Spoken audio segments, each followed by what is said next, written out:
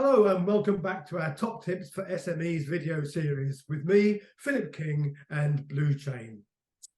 I'm excited to introduce Persse, who is Chief Exec of Optimum SME Finance, who's going to be talking us through his top 3 tips for SMEs managing their cash flow. And please talk us through your top 3 tips. Okay, so tip number 1 would be get your invoicing right. Get it in on time and get it to the right place. This will prevent you from seeing potential disputes or slow payments down the line. Top tip number 2 would be check the terms of payments. It's fantastic to get that next big sale, but knowing that you're not necessarily going to get paid immediately can have repercussions on your cash flow moving forward. So knowing that you're going to get paid in 30, 60 or 90 days time will help you budget and understand what you need to accommodate in terms of your future payments, etc. And top tip number 3 is don't panic. There's lots of help out there. There's advice, there's support, there's information that's available, but also there are solutions that can help you, like invoice finance. So you could actually fast track the payments of your invoices to mean that you do get your cash a lot sooner than having to wait for those payment terms that I mentioned in top tip 2. Thanks, Anne. Some great practical advice there. Don't forget to head over to bluechain.com for the full video series where we'll be delving a bit deeper into Ant's tips he's just given us. And now we're going to delve a bit deeper into Ant's great 3 tips. And I'm delighted we're now joined by Tim Annis, who is Chief Executive of Blue Chain. Thanks, Philip. And your first tip was around getting invoicing right. You obviously see invoices that have been produced by a company that you're now having to chase. What are the most common things you see that are preventing invoices getting paid, that people get wrong? It's very simple. It's usually a very simple error or a simple mistake. It's missing something off. It might be that you operate against a purchase order and you haven't referenced that purchase order. So then you get really close to the due date or even at due date, the payment hasn't been received and you simply need to get a purchase order number. And if you put that on the invoice from the offset, then you probably wouldn't need to chase. The payment would come in on time. There are other things, simply put in the due date, put in your bank account details on the invoice, put in the description of the products or services that you've provided. All of these are things that will enable there to be less questions or disputes around non-payment of an invoice. I'm always amazed when I see an invoice, and I see a fair few, not too many with this, thankfully, but ones with no bank details on. How am I going to pay you? It's not not necessarily my job to chase that down. So yeah, it's an easy thing to perhaps miss, but critical to have on there. Absolutely. And for some, not paying is convenient, right? Yeah. Because it helps their cash flow. Yeah. Don't give them the excuse. Give them the excuse. Exactly. Yeah. What, and when I think about some of that, checking the terms of the invoices that are coming through. If you look at those, for me, when I'm working for Blue Chain, it's what's our cash position, what's our burn rate, what's the terms that we're agreeing to on something, and how does that fit into that long-term plan? And it's really difficult to juggle. Is that the sort of things that you're talking about when you say, when you made your point around check the terms? 100%. So what we see time and time again is organizations, businesses making that next big sale, getting the euphoria of it. There's nothing like selling your product or service, and that product or service, you've probably done your numbers and it's going to be profitable. But actually businesses don't fail or don't run into problems because they're not profitable. They run into problems because they don't have cash. So knowing when you're going to get paid is absolutely pivotal, because it's knowing when that payment is going to come in will enable you to pay your wages to your team, pay any other trade creditors, potentially HMRC. It's all really, really important to understand when you're going to get paid by your customers. Yeah, absolutely. And I've seen quite a lot of scenarios where you're looking at that, in previous roles as well, where you're looking at terms and you're trying to extend them or you're trying to draw them in. And that's where you start to hit, you're not paying your suppliers because you're not getting paid. That has a knock-on effect to the overall supply chain, right? So, other people are doing that to you in the same instance and things like that. So it's kind of the better practice you can deliver. You're delivering that across the whole market, aren't you? I know that sounds a bit trite, but it's absolutely right. I mean, the other thing is that you could be impacting on your own business's credit risk profile, because terms of payment and not paying on time are things that get recognized by the credit reference agencies. And it might be that you are unable to pay your suppliers. You end up with them chasing you, maybe getting a CCJ to push you or something like this, and it can have catastrophic impacts in your ability to obtain finance, to get credit from some other or future suppliers. So it's really important to make sure that you fully understand what the terms of payment are that you're going to be trading on. And that reinforces the point, doesn't it, Ant, about making sure you put the terms on the invoice so that there's no misunderstanding. I've talked to SMEs who say, I thought it was 30 days and the supplier thought it was 90 days and we had a 60-day gap in the middle. And that only came to light when payment didn't arrive. So getting that, that agreed and negotiated up front is really, really important. You're looking at other people's invoices. So how often do you see the terms either quoted as they should be or not quoted? Frequently. So so it depends. So to your point, it's about that communication between the buyer and the supplier, having that clear understanding on both sides of the fence. I mean, you've just highlighted that there was a disparity between a relationship with an SME that you spoke to.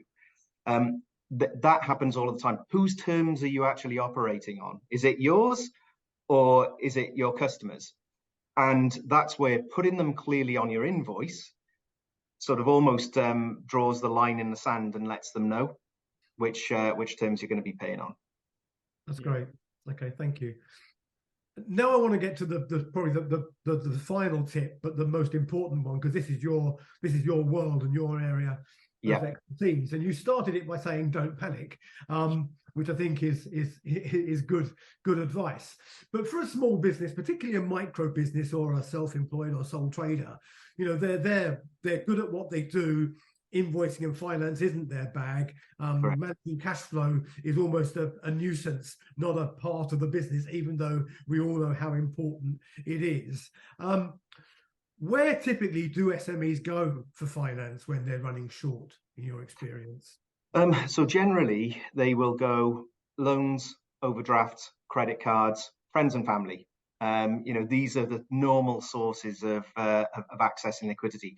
And they often forget that what they have available to them is sales. So the primary proceeds of cash come from your sales.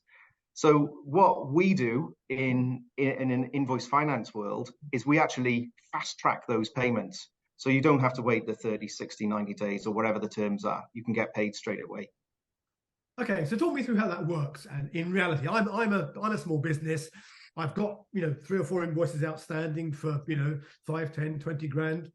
How do I raise funds against those invoices? So you would engage an invoice financier like Optimum Finance. We would have a discussion with you to understand your business a bit better and your cash flow requirements. We would then look to purchase. So there's a thing called a debt purchase agreement. So we would purchase your receivables, and then what you would then ask your customers to pay into a designated trust account, which effectively means that we would get the funds to us, but we would advance you, say, 90% of your 10 grand you just mentioned, so £9,000 straight away. And what if I didn't want to tell my customer that there was a different account to pay into, because I thought they might misread that as some sort of negative sign? Yeah, that's a great point, Philip. So actually, we operate with 3 different products, and what we call them is there's a disclosed product, which means that we will be disclosed to your customers. So we tell them there's a notice of assignment of your invoices, and we tell them that you are fast tracking those payments. You've sold them to Optimum.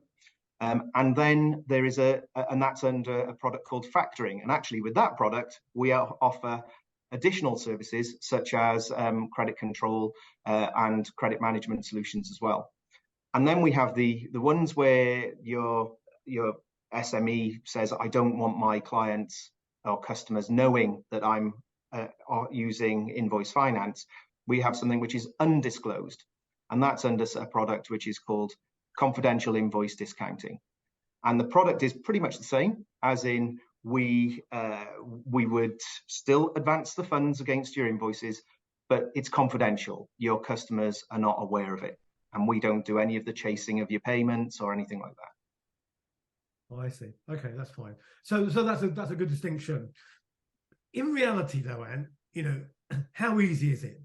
I mean, if I'm going to pay with a credit card, I've just got to wave the card and pay. That seems simple. Invoice finance sounds to me like it's a bit more complicated. So is it, or am I overthinking it?